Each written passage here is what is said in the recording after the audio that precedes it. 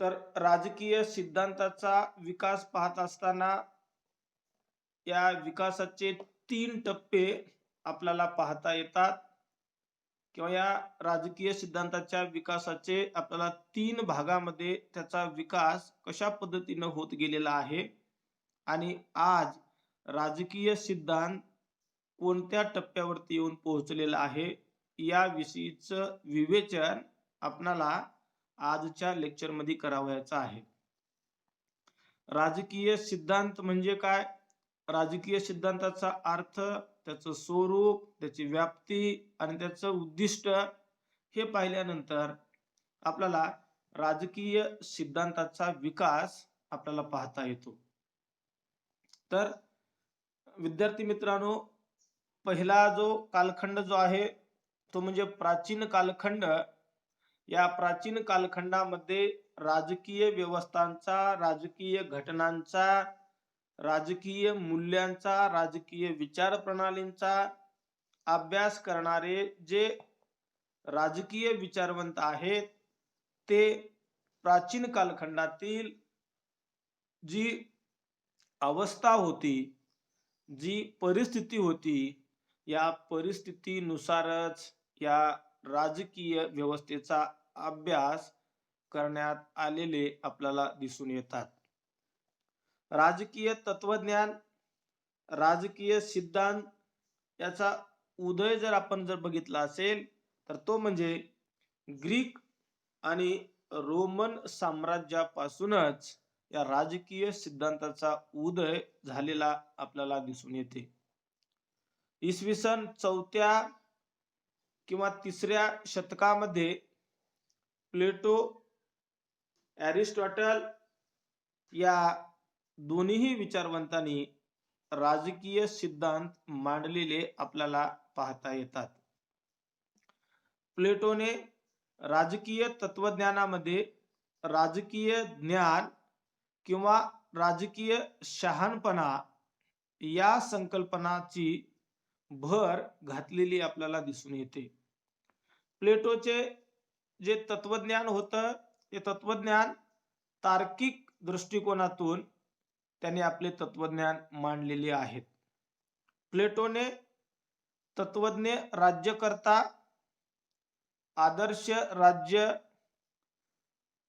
साम्यवाद व राज्याचं वर्गीकरण, त्याचबरोबर प्लेटोने मांडलेला न्यायाचा सिद्धांत, प्लेटोने सांगितलेले शिक्षण विषयक विचार आणि प्लेटोने मांडलेला राजकीय विचार, हे प्लेटोचे जे विचार आहेत ते विचार एक आदर्शवादी स्वरूपाचे विचार आहेत, तात्विक स्वरूपाचे विचार आहेत असं आपल्याला या ठिकाणी म्हणता येतं.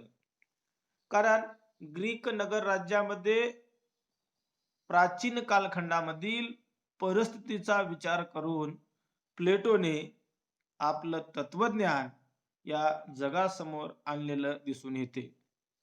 परंतु प्लेटोने मांडलेलं तत्वज्ञान हे खऱ्या अर्थाने राजकीय सिद्धांताची निर्मिती आपल्याला म्हणता येते. परंतु प्लेटोच्या अगोदर सुद्धा जर बघितलं तर सॉक्रेटिसनेही मांडलेला जो विचार आहे, सॉक्रेटिसचं तत्वज्ञान जे आहे हे तत्वज्ञान सुद्धा राजकीय सिद्धांताची निर्मितीचा विचार आपल्याला पाहता येतो. परंतु प्लेटोचे जे विचार आहेत ते आपण केवळ आदर्शवादी विचार आहेत, तात्विक विचार आहेत असं म्हणून चालणार नाही.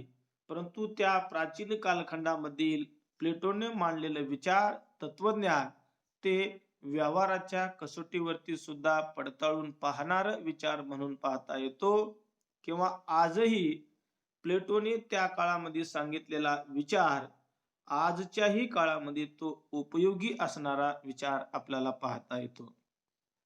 उदाहरण जर पाहायचं असेल तर प्लेटोने सांगितलेले शिक्षण विषयक जो विचार आहे तो शिक्षण विषयक विचार आजही भारतात नव्हे तर जगामध्ये त्या पद्धतीच्या विचारांची गरज आज निर्माण झालेली आपल्याला दिसून येते. किंवा प्लेटोने सांगितलेला शिक्षण विषयक विचार जो आहे तो आजही तितक्याच प्रमाणामध्ये प्रस्तुत असलेला आपल्याला दिसून येतो. म्हणून प्लेटोच्या विचाराकडे केवळ आपण तात्विक दृष्टिकोनातून न पाहता, केवळ आदर्शवादी विचार म्हणून न पाहता, त्याच्याकडे प्रत्यक्ष वास्तववादी विचार म्हणून सुद्धा आपल्याला पाहता येतो.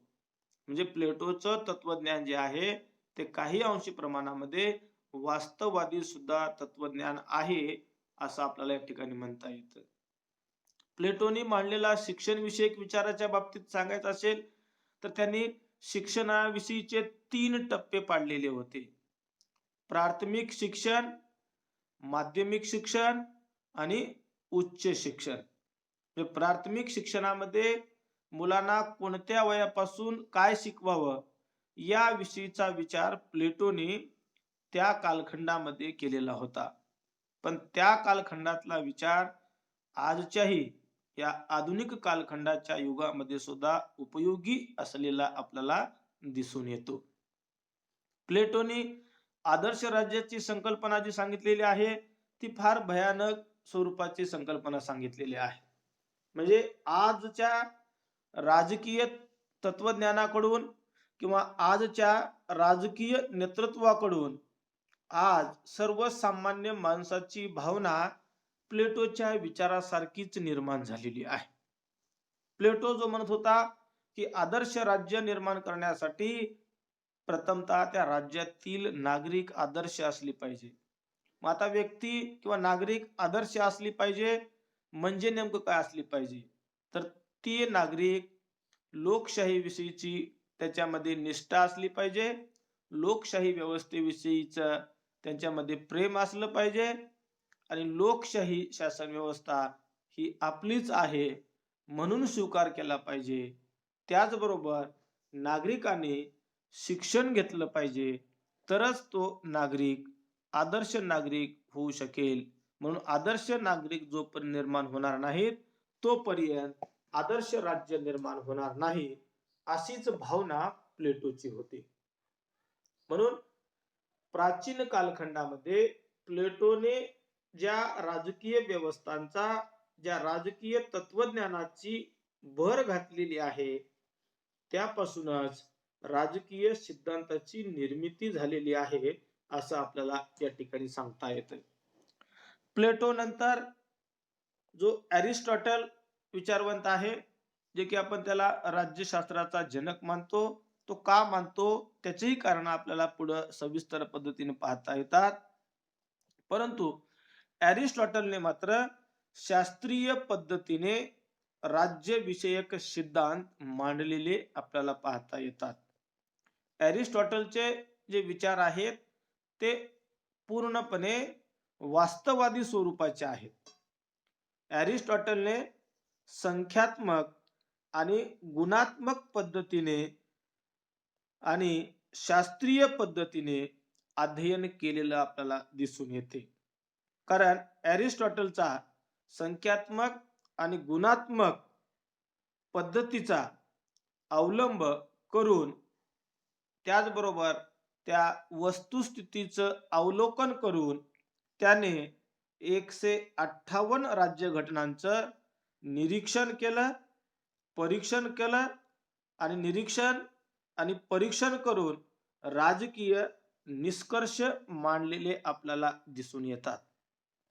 म्हणून अरिस्टॉटलचा विचार, अरिस्टॉटलचं तत्वज्ञान हे सुद्धा राजकीय सिद्धांताच्या निर्मितीचेच तत्वज्ञान, राजकीय सिद्धांताच्या निर्मितीचेच विचार किंवा तत्व आपल्याला राज्यशास्त्रामध्ये पाहता येतात.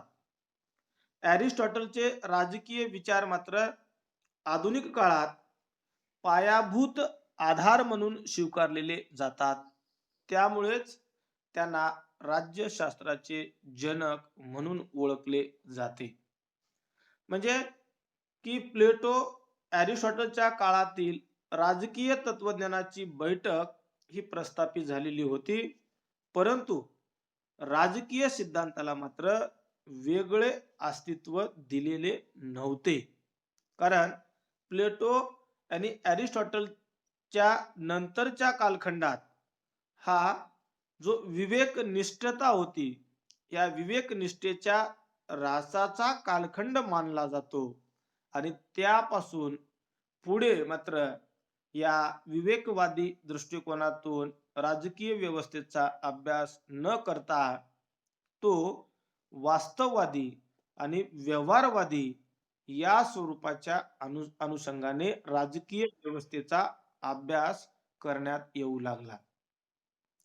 आता थोडं पाठीमागं जाऊन अरिस्टॉटलने सांगितलेले जे राजकीय विचार आहेत ते सुद्धा फार महत्वाचे आहेत. अरिस्टॉटलने जो राजकीय तत्वज्ञान सांगितलेलं आहे त्यामधलं पहिलं महत्वाचं तत्वज्ञान जर काय असेल तर ते तत्वज्ञान म्हणजे त्यांनी सांगितलेला बदल किंवा परिवर्तन किंवा त्याला आपण क्रांती या अनुषंगाने ओळखतो. आज ते फार उपयोगी विचार आहेत. त्याचे विचार आजही आधारभूत घटक किंवा आधारभूत विचार म्हणून आजही मानतात. त्याचबरोबर अरिस्टॉटलने केलेलं राज्याचं वर्गीकरण जे आहे म्हणजे राज्याचं वर्गीकरण करत असताना सुद्धा त्याने अतिशय सुंदर पद्धतीने वर्गीकरण केलेलं आहे. त्याचाही विचार आज आधारभूत विचार म्हणूनच मानला जातो. परंतु प्लेटो आणि अरिस्टॉटलचे विचार जे आहेत ते केवळ विवेकनिष्ठा किंवा विवेकनिष्ठेच्या आधारावरती ते ठिकाणी राहिलेली आहेत. परंतु त्याच्यानंतर मात्र स्पेंगलरच्या मते चौथ्या किंवा 5व्या शतकानंतर राजकीय सिद्धांताला मात्र वेगळं वळण लागलेलं आपल्याला दिसून येतं किंवा वेगळी कलाटणी मिळालेली दिसून येते. परंतु 14व्या शतकापर्यंत हा कालखंड राजकीय विचाराच्या दृष्टीने निराशजनकच होता असं स्पेंगलरचं म्हणणं आहे. म्हणजे तिसऱ्या चौथ्या शतकापासून राजकीय सिद्धांताची सुरुवात जरी झालेली असली तरी ती ज्या शास्त्रीय पद्धतीने व्हायला पाहिजे होती तर ती झालेली नाही असं स्पेंगलरचं म्हणणं आहे.